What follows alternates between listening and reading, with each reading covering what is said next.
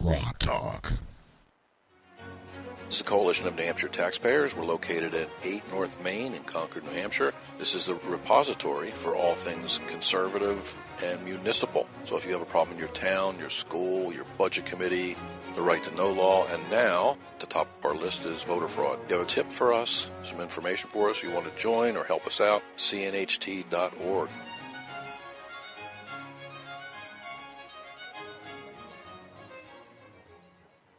Three, two, one.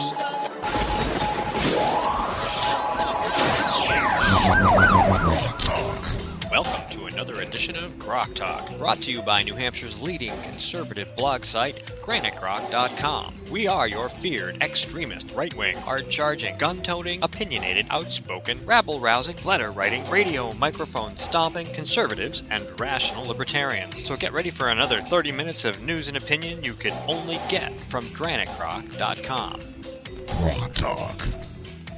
All right, welcome back to segment 2 of GrokTALK, brought to you by the Coalition of New Hampshire Taxpayers and the bloggers at GraniteGrok.com. Visit them at cnht.org, us at GraniteGrok.com. Check us out on Facebook and Twitter. Just search Granite Grok. We're also on a bunch of places, and we're working on expanding that, by the way. I wanted to tell you, I made some connections with some guys at a website called Red Maryland. And they've been around for a while. They're conservatives. It's trapped in Maryland. God help them. Oh, boy. That's a losing battle. They have their website, and they do a podcast, and there's 3 guys that do it. And that tweet I posted that you riffed off of? Yeah. He's one of them. Well, we're going to have them on. We are. We're going to have all 3 of them on. We're going to have them one at a time, and I'm working on that right now. So there are other bloggers in other states who are doing exactly what we're doing, and we want to network with those folks. But what we really want to do right now is talk to our guest. Kathy Rago's joined us. She is running as the Republican in Senate District 7 in New Hampshire. My district. Your district. Your district. It is. Guilford. Oh, yeah, that's right, Guilford. We start at Guilford and go all the way down to Webster. That's Thank correct. you both for having me on today. Thanks for coming in. I greatly appreciate it. You're welcome, even though you were laughing at our intro. Hard-charging, gun-toting, Yes, I was. rabble-rousing. That's a We were chuckle. so busy messing around with all the stuff, we never put the banner Well, we got up. this new feature. Yeah, we now. were working on the new feature. So. Well, That's actually, right. the old one brought back to life. Yeah, you can show them the feature. They can see what's going on. They can go, oh, look, that's me. Let's put up Kathy's website. Yep, we can do that. Yep. So it is Kathy4, the digit 4nh.com, and there's some nice top banners and some other information. It'll tell you all about Kathy in the district and what she's all about. But see, we're doing one better than that because, while We've got her here. We have her here, indeed. So we'll just keep the banner up. Keep the website up for a little bit, and we'll put us in the picture in the lower left-hand corner. Okay. And let's talk for a little bit. Sure. That'd be great. Love to. So, the obvious question that you get from everybody is, why are you bringing this silliness upon yourself? Right. You're right. I do get that question a lot. And actually... Bet you they don't use the word silliness. No, they don't use silliness. I had too much self-esteem. Jeez. Actually, it's interesting because you folks do know that I was a former legislator in 2011, 2012. And I didn't run a second term, really because I wanted to focus on the education and school choice issues. So I've been watching, I continue to pay attention, and I'm watching as this Democrat majority once again. I'm looking.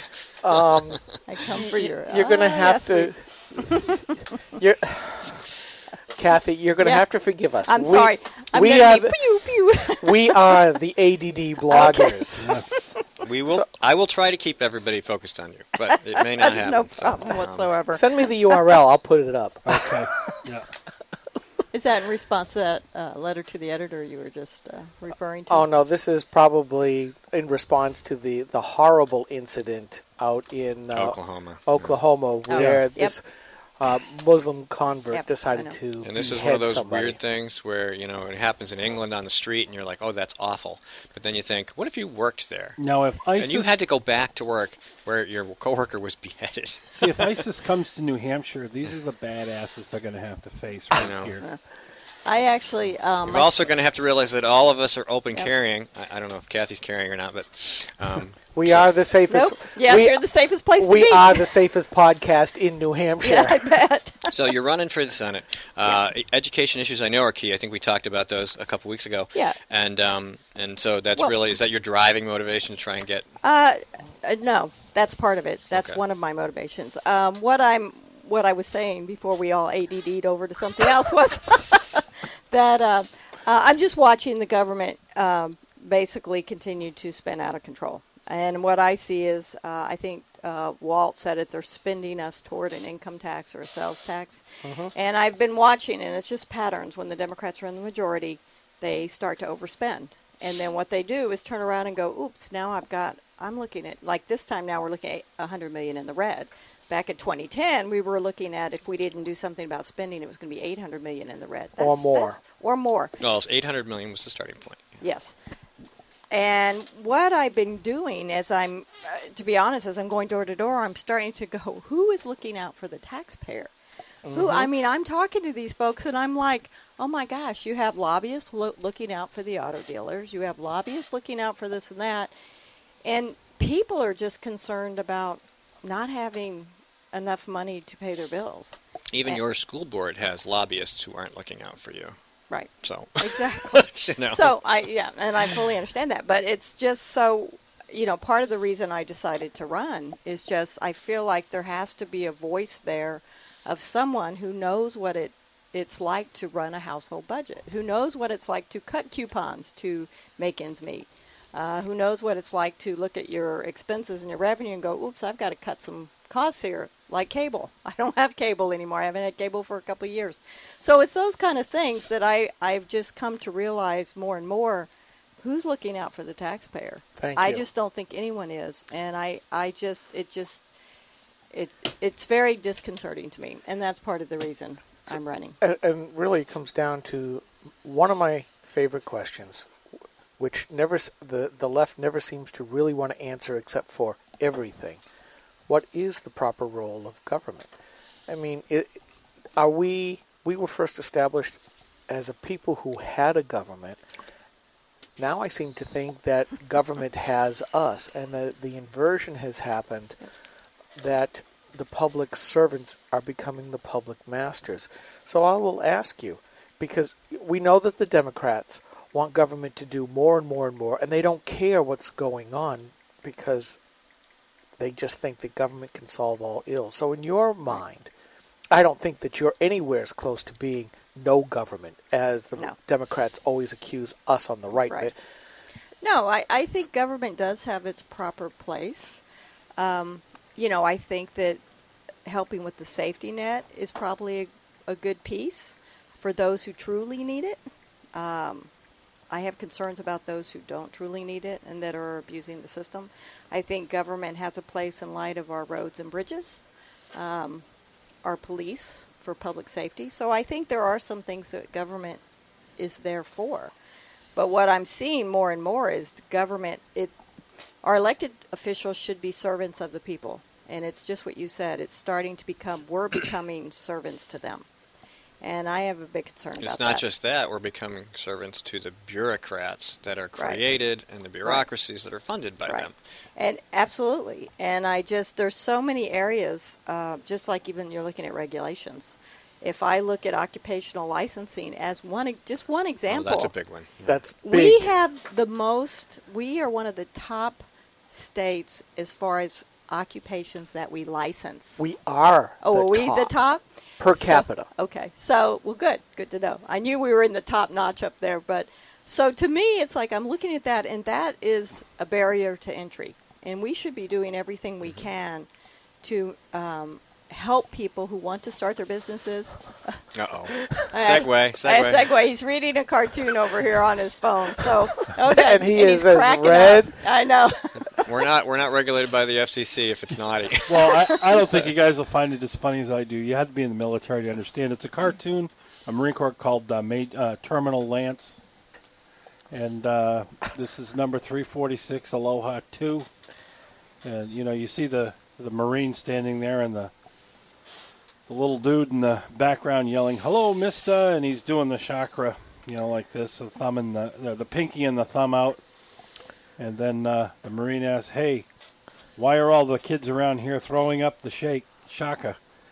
And then he says, "I taught them." And he says, "Replace some unit out of 29 palms. It took me 5 months to get them to stop flipping people off." Yeah, I think. Sorry. That's okay. Here's 3 things I want to read to you quick because I put together a page of a lot of sayings by progressives. Okay. A lot of them from New Hampshire. New Hampshire State Rep. Chris Roberts. Government has to protect us from our own stupidity. New Hampshire State Rep. Lee Webb. The role of government is to legislate behavior. New Hampshire State Rep. Laura Pantelakis. I don't care about protecting people's liberty. Those were all Democrats. But then we have one. One of them was my rep. Yep. Yep. And Greg then, Hill, are you listening? Yeah, and then a Republican New Hampshire State Rep. Deborah DeSimone. The Constitution is only a guideline. So I look at this and I go, I look at the proper role of government as you said, it's differentiated depending on what level. Mm-hmm. Local level, fire, police, and the roads. And I would say the DPW is the most important of all. Because most of us, as you pointed out, can take care of ourselves. Education doesn't have to be done by government. In fact, I think there's a revolution going on in government. But we know what most towns do. And I think a lot of towns have extras that they don't have to do, but that people are lazy. So they've offloaded their responsibilities. But what do you see as the proper role of the state government? I believe that the state government should be doing everything it can to encourage job growth. They should be implementing policies that are going to be not regulating the job market, not picking winners and losers, but actually doing everything they can to promote those things. That, to me, is kind of, other than the things we've already talked about, safety issues, those type of things. But that's pretty much it. I mean, I think that the American people, we are very independent, and we can pretty much take care of ourselves for the most part. Now, I'm not referring to people that are disabled or whatever. But Correct. But I think that left alone, we could do a pretty good job of doing the things that need to get done. I think what government tends to do, especially state government, is they implement policies that stunt job growth, that prevent entrepreneurs from, Entrepreneuring. From entrepreneuring. There you go. So, for me, that would be one of the key things is to, when I say rein in government, it's things like that, like our regulations that are preventing entry into the job market for entrepreneurs to entrepreneur. Those type of things. Yeah. So. Let me give you my favorite example. Mm-hmm. My wife and I owned a daycare center for a while. It used to be that the inspectors that would come out from DCYF to inspect us were helpful. Oh, I see that you're not quite in compliance. This is what you need to do. I'll come back and check later. So they were trying to help us succeed. Mm-hmm. Then they changed the head when the parties changed. Then it became adversarial. I got dinged because I didn't have a thermometer in a top-level freezer of a refrigerator. I wasn't using the freezer. Period. There was nothing in it. Right. But because I didn't have another thermometer in it, I got dinged. Yeah. And I keep looking at this kind of stuff and go, it's just a little cut. But there's thousands of these cuts that regulate, going back to Chris Roberts. Yeah. I mean, Lee Webb, the role of government is to legislate behavior. Is that right? No, I don't agree. And actually, I think when you're talking about the little ding, I think Charlie Arlinghouse was correct. It's not one thing. It's kind of a death by 1,000 paper cuts. Yes. Because it's all these things that are bleeding us, rhetorically. But I think your example is another one. To me, what I would love to see is what they're doing in Wisconsin, where they actually, Governor Walker brought in someone, they called it the Office of the Repealer, something like that. And it was just to focus on those things that are burdensome regulations that we don't need, pin down the wasteful spending, and start dealing with making our government efficient. Government, I don't know where people ever thought government would be efficient, because government is so inefficient in anything that they tackle. Sorry.